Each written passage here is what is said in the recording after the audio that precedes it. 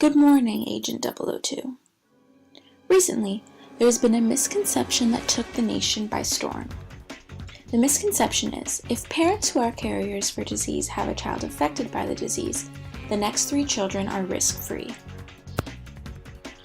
The widespread of this misconception is highly dangerous as it feeds people false information, causing the spread of fear and panic within the nation's population.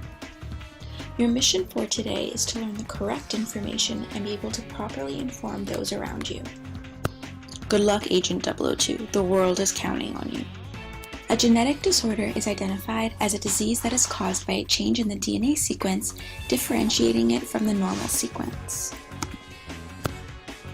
Our first clue is a Punnett square. This clue tells us about Mendelian inheritance disorders, which are caused by mutations in a single gene and can be present in one or both chromosomes. They are carried on autosomes 1 to 22, which are inherited from one or both parents. Punnett squares tell us about the probability of each individual child inheriting a certain disease. We are specifically looking at autosomal recessive disorders here.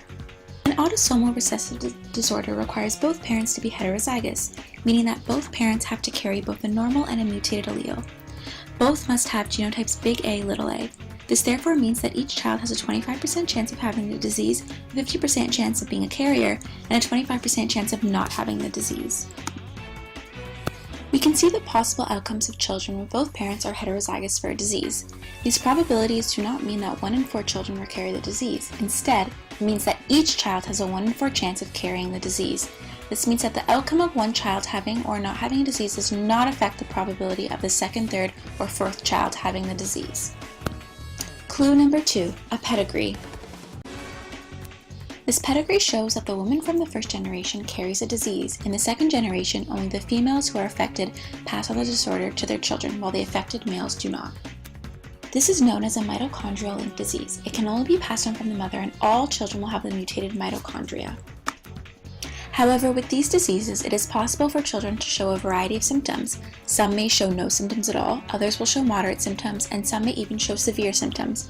However, just because one child shows severe symptoms doesn't mean that the others will not show any. The probability of each child showing symptoms is independent and does not depend on the outcome of others.